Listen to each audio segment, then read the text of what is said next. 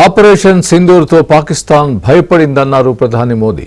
భారతీయ మహిళ సింధూరాన్ని చెరిపేసిన పాకిస్తాన్కు సరైన రీతిలో బుద్ధి చెప్పామని తెలిపారు. అటు జమ్మూ కాశ్మీర్లో పర్యటించిన అమిత్ షా పాక్ కాల్పుల్లో మరణించిన కుటుంబాలకు ఆర్థిక సాయం అందజేశారు.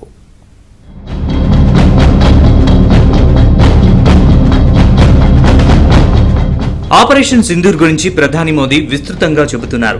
వరుసగా రెండో రోజు బీహార్లో పర్యటించిన ప్రధాని మోదీ కరకట్లో పలు అభివృద్ధి కార్యక్రమాల్ని ప్రారంభించారు.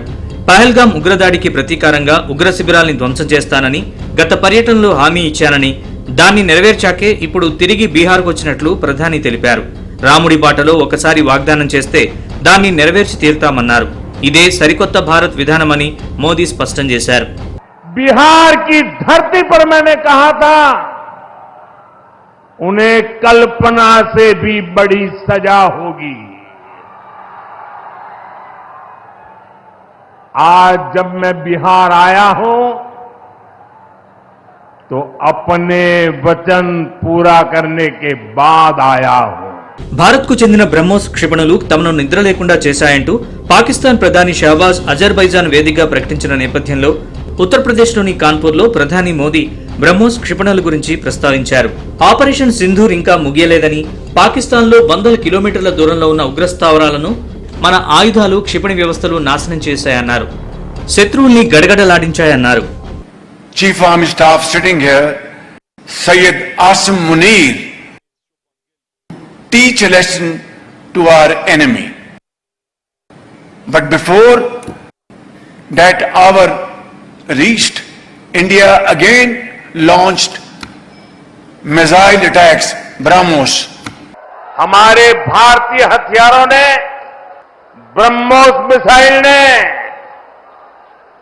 दुश्मन के घर में घुसकर तबाही मचाई. जहां टारगेट तय किया वहां धमाके किए.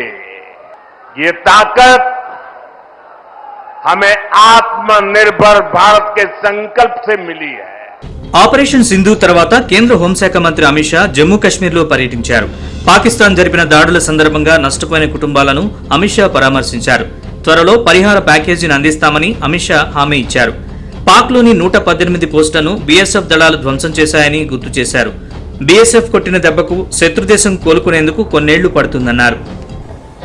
हमारे आतंकवादियों के अड्डे पर किए हुए हमले का जवाब में हमारी सीमा और हमारे नागरिक रिहायशी इलाकों में हमला किया. जम्मू फ्रंटियर अकेले में लगभग 118 से ज्यादा पाकिस्तान की पोस्टों को तबाह और नुकसान पहुंचाने का काम हमारे बीएसएफ के जवानों ने किया. భారత నౌకాదళానికి చెందిన ఐఎన్ఎస్ విక్రాంత్ను రక్షణ మంత్రి రాజ్నాథ్ సందర్శించారు. ఆపరేషన్ సింధూర్లో నేవీ పాత్ర అద్భుతమైందని కొనియాడారు. నేవీ అప్రమత్తతతో పాకిస్తాన్ ఎటూ కదలలేకుండా ఉండిపోయిందన్నారు. పాక్ పై చర్యలు తీసుకోవాల్సిన అవసరం ఉందన్నారు.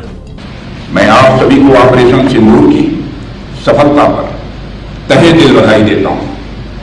पहलगाम में हुए कायराना आतंकी हमले के बाद जब भारत ने ऑपरेशन सिंदूर प्रारंभ किया तो हमारी आर्म फोर्सेज ने जिस गति, गहराई और स्पष्टता के साथ कार्रवाई की, मैं मानता हूं वह अपने में अद्भुत था, वह बेमिसाल था. పహల్గాం ఉగ్రవాదుల్ని పట్టుకోకపోవడంతో కేంద్రంలోని బీజేపీ సర్కార్పై శివసేన యూబీటీ ఎంపీ సంజయ్ రౌత్ తీవ్ర ఆరోపణలు చేశారు.